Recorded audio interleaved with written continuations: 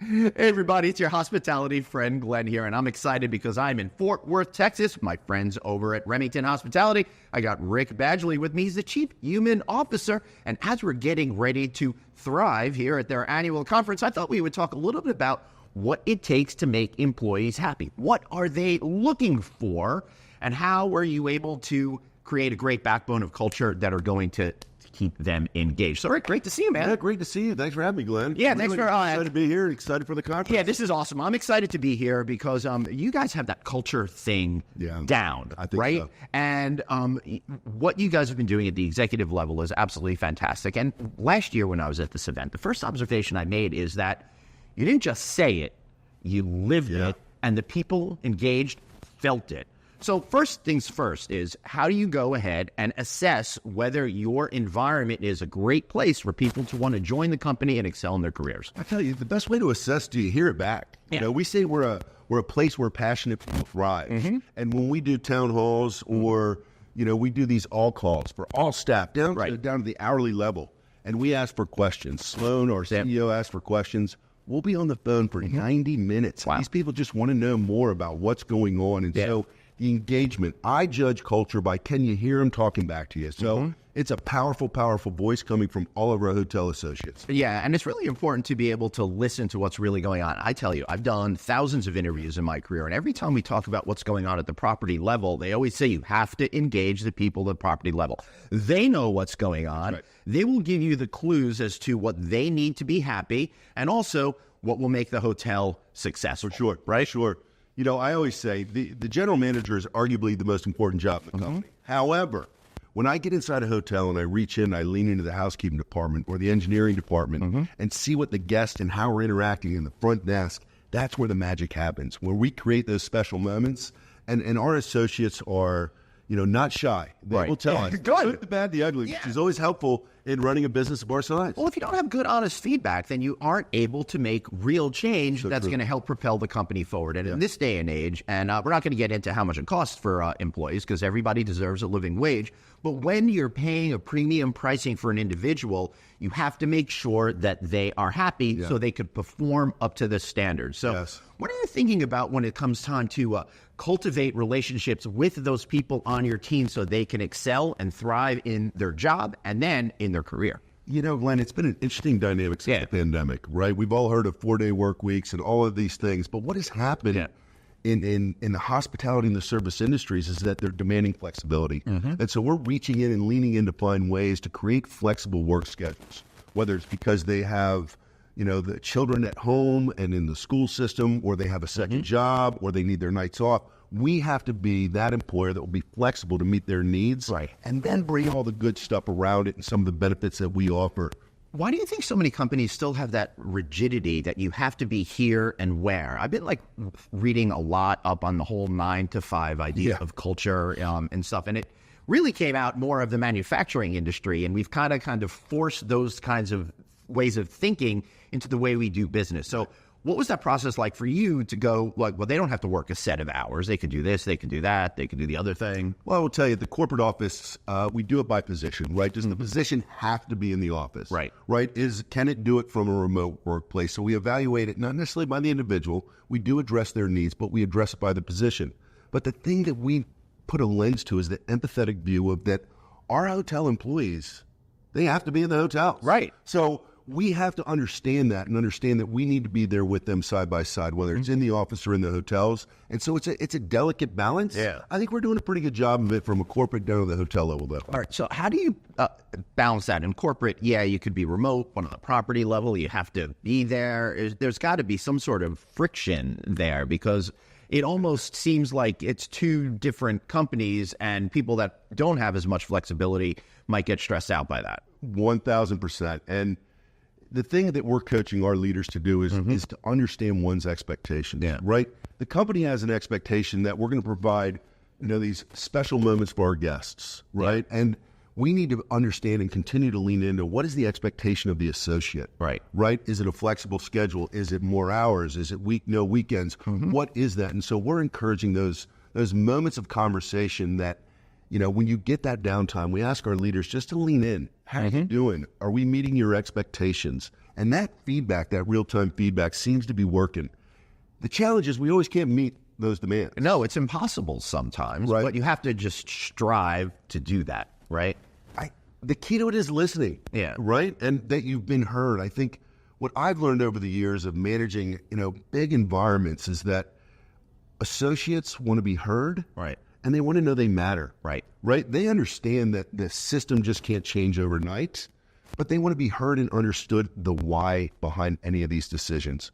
And so one thing that we work on is that executive leadership is cascading the why down to the organization, down to the front line, so they understand why some of these decisions are being made. Right. That's a really good way of doing it. But how do you keep yourself to actually do that? Because honestly, man, I hear a lot of talk, but then I see things playing out differently. And I have to say, I know this company very well, and that's certainly not the case here, which is why I wanted to get you on today.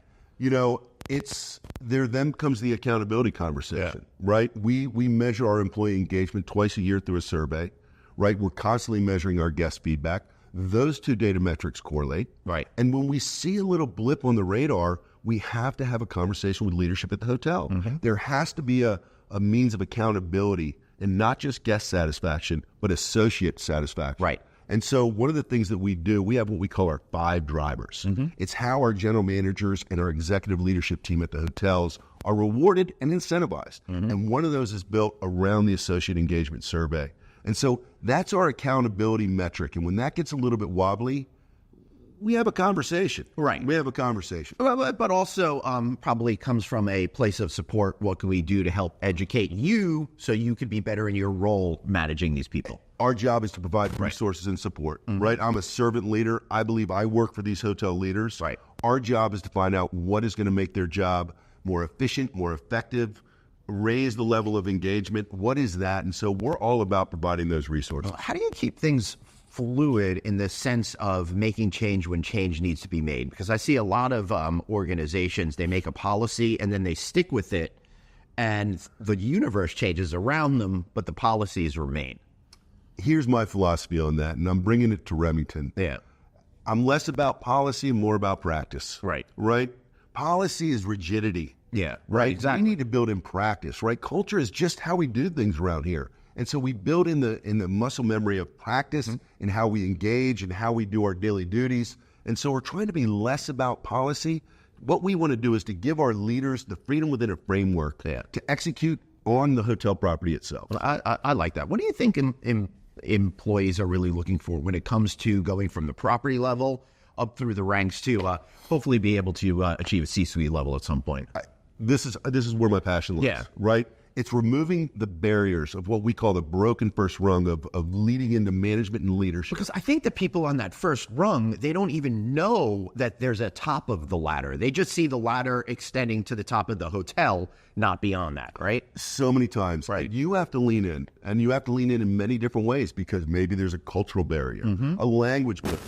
We're working on building a free English as a second language program. That's awesome. We're working on free GED programs. We hope to roll those out in the coming months and years. But those elements and leaning into that workforce to figure out what are your aspirations, we've got to ask the question. Right? Too many times we're expecting the workforce to come to us and ask the question. All right, we have to lean in. All right, so I got another question for you on that. Stay interviews, right? Taking people aside every once in a while and taking the pulse. Is this something that you're doing? Is this something you're thinking about? And if so, how has it resulted in it for you? Constantly thinking about it. Right. What we're trying to do is remove the formality of it. Right. The formality of performance. Come to my office at 2 p.m. No. What we're trying to do is address the whole human, and from the leadership down to the associate level, is how do we just make sure we're checking in? Right. How's your day? Right. What's going on with the kids? What's going on here? And so we're trying to make it more, more practical and not remove the formality. People, I got a big call to the office. We don't want that. Right. It's funny. Chris Green, the president of Remington, actually tells a story around this about when he was a young general manager and he was just trying to get things done. And he walked by an associate and said, how are you doing? And kept going. And that associate, she said, do you even care? And that was a hallmark moment for his career development.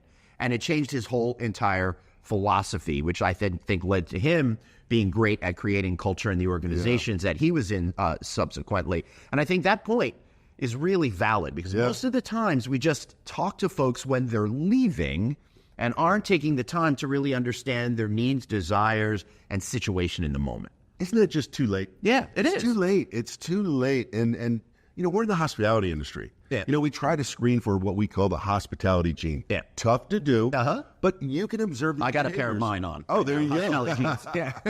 But understanding, what we do for a living is to provide services and experiences to guests. Yeah. And so in the interview process, we're working on tweaking our interview process. When you're greeting that potential new associate, are they greeting you with a smile? Yeah. Are they saying hello to other people in the lobby as we're greeting them? And those little things. Right. But we have to walk the walk as leaders. Right. And it's true. And we've talked about this a lot of time. If you have hospitality in your soul, you can train to all the other jobs within hospitality. And it's important for us to be just open, listen to what's going on, and help get people to be more successful and give them the tools that they need to be more successful. That's right. And I always talk about whether it's our leaders at the hotels or at the corporate office, our job is to role model that behavior. And if we're storming through the lobby to take care of an issue and not saying hello and not lifting our head up and on our phone, that's the role model we're leaving behind. It will imprint. Yep. And how do you lift your head up and just make sure it could be craziness going on around us, but you gotta lift your head up and recognize this is a fun place. These are great people. They're guests. There's associates with a common goal, and so it's just how do you just get them to slow down sometime? Right. So we talk about that all the time. Right. Slow down, deep breath. Make sure we're doing what we need to do. That's really important because I think every one of us, we have these moments where we're so stressed out. And if you're the general manager of a property and you're like, I got to get this done, sometimes you just have this tunnel vision. That's right. Right? And you're not able to adequately see everything that's going on around you. So I would think that you need to take a deep breath and understand that whatever that situation is, it can certainly wait another 30 seconds to connect with an associate who needs you. Right? I had a lesson taught to me some years ago, and it's called the Eisenhower Matrix. Right. But what Eisenhower would used to do, our former long time ago president, is he would define things between urgent and critical. Right. And helping people understand everything can't be urgent. A lot of things are critical. Yeah. Right? If it's urgent, we understand. Right? Yeah. And that's not everything, every moment. And so just redefining and reframing it in your head that everything is not urgent. Yeah, that's interesting. Critical, and help people slow down and focus on what really matters. That probably was developed from his military mindset. I'm sure it was. I find it very useful in my daily life. Right, What's urgent, what's critical? Yeah, that's true. Because I think sometimes this is where we're getting a little bit more philosophical. We tend to get caught up in something in the moment without seeing how that fits into the big picture of all of our goals for the day, the week, the month, etc. Yep. One of the things in those goals, those days, those weeks, and those things, one of the things that we're working on from a corporate perspective is reducing complexity, reducing email communications, consolidating. And one of the things I'm working on very diligently, critical item on my list, is to reduce some of that noise. Yeah. Right? Our general managers and our leaders in our hotels have enough to worry about, let alone the 3 emails they may receive from corporate about filling out a form or something. And how do we reduce the noise so they can focus on what they got to focus on? That's so true. And half the reason why we look at our freaking phones all the time is because we're afraid we're going to miss something. That's right. That's right. And we've got to teach, and we're doing it now, teaching our corporate associates. They may have an urgent item, and they may need a message to a general manager, but the general manager may be in the check-in of flipping the entire hotel and a check-in of a group. They don't have time for emails. Right. We have to have that lens at the corporate office, right? We always can't be expecting that a general manager or one of our EC members is there going to be Johnny on the spot to return our email. It's not about us. It's about them. So I think what you're also really alluding to is that sense of empathy, understanding what's going on with other people in order to be able to foster a relationship that's going to be successful over time. 1,000%. 1,000%. And I think we're going to do that. We are, matter of fact, at conference, don't want to, get ahead of myself, but we're going to be introducing a new developmental program with a great deal of intent on how we build leaders of tomorrow. Wonderful. And a lot of it is built on, yes, the foundational elements of the hard skills of running a hotel, but much of it is built around leadership and those soft skills that I think are so much required the dynamics of running a hotel, Glenn, it's complicated. There's a lot of people. You could have 40 to 400 employees, depending on the size of your hotel. There's a lot going on, and those leadership skills are imperative. I think MGM Grand in Las Vegas has like 10,000. Can you imagine? Us can't even imagine. It's a workload. It takes a village, right? Not just to run a hotel, but to support those associates. They all have unique needs. Our job as leaders is, to cultivate that environment where it's a positive one, and we understand those needs. Particularly, I think today's modern workforce understands that their individuality and their needs actually come first, where I'll presume our generation was more about work, and do what you're told. It is, and I have been one that has studied big data and the generational kind of nuances between Y and Z. Our new generation that's just kind of toddlers now, alpha, right? And what will these needs be? But I think it's important for organizations to not stereotype a generation, but certainly understand the nuance of the needs of the generation. I'll tell you what, though, the toddler work ethic is at an all-time low. They need a spank in the fanny, man. Get those guys going. I still just can't believe that, we're Gen X, right? I can't believe that millennials are in their 40s. That's crazy. Now. And one thing out there, this has nothing to do with them, human resources and stuff, but stop referring to Generation Z as millennials. They're done. They're out of the picture right now. They're as forgotten as us Gen Xers were. So let's talk Gen Z. Let's start focusing on Gen Alpha and all of that kind of stuff. Rick, anything else that you want to say? No, I'm just excited to be here. I'm excited to be here at our leadership conference, and I'm excited to kind of continue to kind of evangelize and support our culture. I think it continues to evolve in the most positive of ways. It's exciting times for Remington. Thanks so much for putting the human resources. Appreciate it. All right, so for Rick and myself, Glenn, thanks so much for watching. Don't forget to subscribe. Text the word hotel to 66866. You think I'd know. 66866. Get our Sunday night newsletter. Check out NoVegasEnews.com. And, of course, like this post. Thank you so much, and see you later.